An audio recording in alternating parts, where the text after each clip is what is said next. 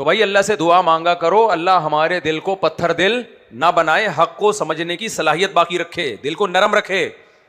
مضبوط دل ہونا الگ چیز ہے, نرم دل ہونا, کمزور دل ہونا الگ چیز ہے, نرم دل ہونا الگ چیز. کمزور دل ہونا عیب ہے. کمزور دل آدمی کا مطلب ہے کانفیڈینس ہی نہیں ہے, قوت ارادی کمزور ہے, کچھ کرنا چاہتا ہے ہوتا نہیں ہے. بہت سے لوگ ہیں 15 سال سے ارادہ ہی کر رہے ہیں کچھ کام کرنے کا, ہو ہی نہیں رہا, ڈرنے لگتے ہیں, گھبرانے لگتے ہیں, قوت فیصلہ نہیں ہے. یہ کمزور دلی کی علامت ہے. یہ کس کی علامت ہے؟ بولو نا, کمزور دل. یہ عیب ہے, اور مرد کے اندر یہ بہت بڑا عیب ہے.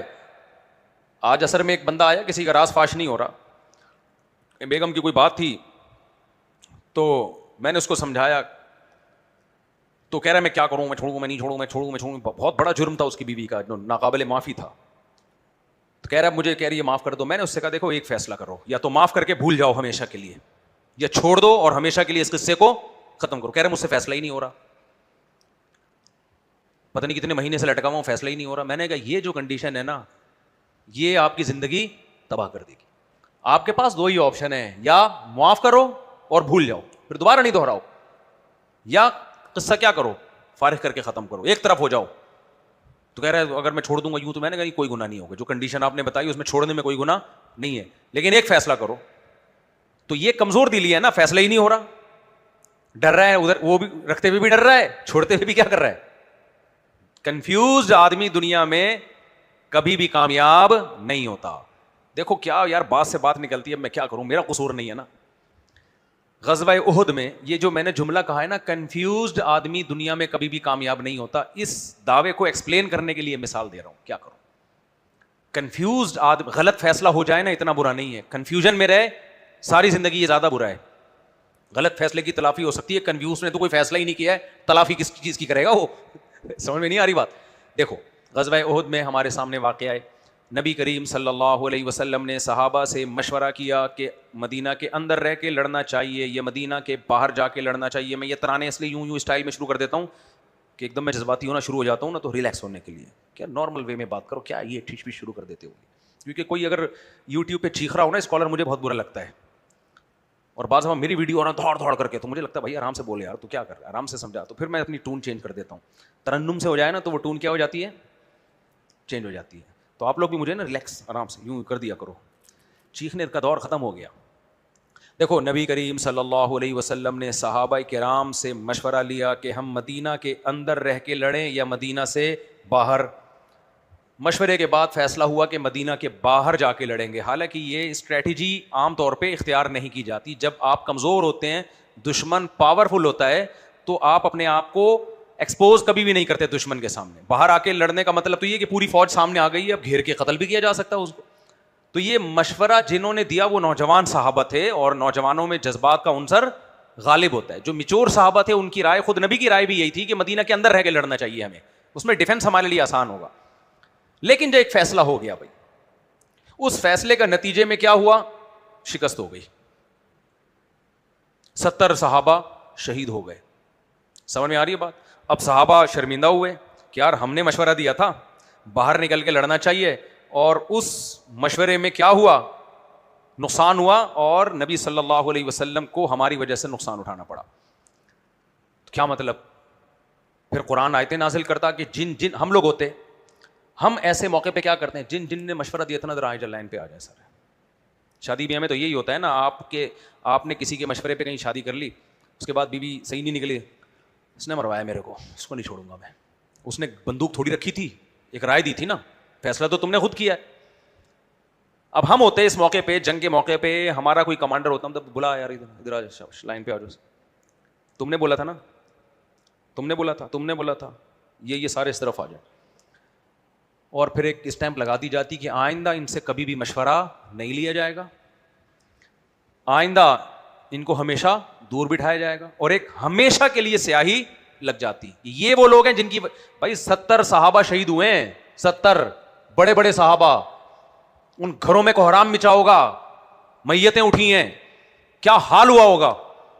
لیکن قرآن کے الفاظ دیکھو, اللہ نے فرمایا کوئی بات نہیں, فَإِذَا عَزَمْتَ فَتَوَكَّلْ عَلَى اللَّهِ وَشَاوِرْهُمْ فِي الْأَمْرِ. آئندہ بھی انہی سے مشورہ لیا جائے گا, آئندہ بھی مشورے لیے جائیں گے. کس سے؟ انہی سے لیے جائیں گے. مشورے میں کبھی ایسا ہوتا ہے کہ درست فیصلہ ہو جاتا ہے, کبھی غلط فیصلہ. بھائی قیامت تک کے لیے اسلام آیا ہے, تبھی میں بار بار بات سے پھر بات نکلتی ہے یار. میں جو کہتا ہوں نا, جو کہتے ہیں 4 شادیاں کر کے ہنسی خوشی زندگی گزار رہا ہوں, یہ کوئی نمونہ نہیں ہے. اسلام قیامت تک کے لیے آیا تو وہ والا پیکج دے گا تو قیامت تک کے لیے چل سکے. تو یہ کوئی 4 بیویاں کر کے ہنسی خوشی زندگی گزار رہا ہے, یہ پیکج چلتا نہیں ہے. لاکھوں میں ایک آدمی میں چلتا ہے. جو پیکج مارکیٹ میں چلے گا وہ پھڈوں والا ہی چلے گا. تو مثالی شادی وہی ہے جس میں پھڈے ہو رہے ہوں, اور ان پھڈوں میں سروائیو کرو. آپ سمجھ میں نہیں آ رہی بات؟ وہی بات ہے پھر نابالغوں کے سامنے میں نے بالغوں والی باتیں شروع کر دی. ہمارے نبی کی 9 ازواج تھی, کچھ نہ کچھ اونچ نیچ وہاں بھی ہوتی تھی. ابراہیم علیہ السلام کی 2 زوجہ تھی, وہاں بھی اونچ نیچ ہوتی تھی. یعقوب علیہ السلام کی 2 زوجات میں ایک بیٹوں نے اپنے دوسرے سوتیلے بھائی کو کنویں میں ڈال دیا, وہاں بھی اونچ نیچ چلی ہے. تو ایسی بات جو سوسائٹی میں چل ہی نہ سکتی ہو, جو لاکھوں میں ایک ہو, وہ مثالی نہیں ہوتی. مثالی وہ واقعات ہوتے ہیں جو چل سکیں. تو اس لیے میں کبھی بھی یہ قصے نہیں سناتا کہ جی 4 شادیاں کر لی اور کچھ بھی نہیں ہوا, بھائی یہ بھی سارے ملے. نہیں نہیں بھائی, یہ نہیں ہے. اس سے کوئی موٹیویشن نہیں ملے گی. اس لیے کہ جو کرے گا جب وہ بھگتے گا تو بولے گا یار مفتی صاحب کے ساتھ تو کامیاب ہوئی شادی, میری شادی تو کیا ہو گئی, ناکام. نہیں بھائی, یہ کامیابی اسی ناکامی کے ساتھ ہی کامیاب ہے. تو اس لیے ہمیشہ وہ لوگ قابل تقلید ہوتے ہیں جو نارمل وے میں چل رہے ہوں. تو اگر اسلام میں فتوحاتی ہوتی, شکستی نہ ہوتی, تو صحابہ اور نبی کی سیرت ہمارے لیے نمونہ بنتی. کیونکہ دنیا میں کوئی قوم, کوئی فوج ایسی نہیں فتوحاتی ہوتی رہے ان میں. اللہ نے نبی کریم صلی اللہ علیہ وسلم کے دور میں وہ سارے واقعات کر دیے جو قیامت تک کے لیے ہمارے لیے نمونہ بنے. بھائی فتوحات بھی ہوئی ہیں, شکست بھی ہوئی ہے. مشورے میں مشورہ لیا گیا ہے, اس مشورے کے نتیجے میں شکست ہو گئی فتح ہونے کے بجائے, تو کیا مشورہ چھوڑ دیں؟ نہیں, اصول ہمیشہ وہی رہے گا. پھر نتیجہ کس پہ چھوڑو گے؟ بولو, اللہ پہ چھوڑو گے. اسی طرح علماء نے لکھا ہے حضرت معاویہ حضرت علی رضی اللہ تعالیٰ عنہ کی لڑائی ہو گئی, یہ بھی تکوینی امر تھا. اللہ نے بتا دیا کہ لڑائی کے وقت میں کیا کرنا ہے تم نے. اگر یہ لڑائی نہ ہوتی, ہمیں پتا چلتا کہ مسلمانوں کی اگر آپس میں لڑائی ہو تو اس کے شرعی حکام کیا ہیں. ہمیں اس لڑائی سے کیا کچھ سیکھنے کو ملا؟ نمبر 1, لڑائی ہوئی ہے, ایک دوسرے کے خلاف زبان درازی نہیں ہوئی ہے, ایک دوسرے کے قیدیوں کو غلام نہیں بنایا گیا, ایک دوسرے کے مال کو مال غنیمت کے طور پہ تقسیم نہیں کیا گیا. تبھی ہدایہ میں احکام لکھے میں کتاب البغات, باغیوں کے حکام, کہ باغی کے پاس اگر طاقت ہو اور لڑنے کے لیے آئے اور حکومت اس کو شکست دے دے تو ان کے مردوں کو غلام نہیں بنایا جائے گا. دلیل کیا ہے؟ حضرت علی نے حضرت معاویہ کے لوگوں کو غلام نہیں یہ دلیل ہے نا, ہمارے لیے تو صحابہ بھی حجت ہیں. نمبر 2, ان کے جنازے پڑھے جائیں گے, کیونکہ حضرت علی نے حضرت معاویہ کے لوگوں کے جنازے بولو نا پڑھے ہیں. ان کی عورتوں کی عصمت کی حفاظت کی جائے گی. یہ ساری چیزیں ہیں بشرطے کہ باغیوں کے پاس ایک کیا ہو, پاور ہو, جیسے معاویہ کے پاس پاور تھی. اگر اس کے پاس پاور ہی نہیں ہے تو اس کا مطلب سوائے فساد کے کچھ بھی نہیں ہے. تو یہ سارے حکام کہاں سے لیے گئے ہیں؟ صحابہ سے لیے گئے ہیں.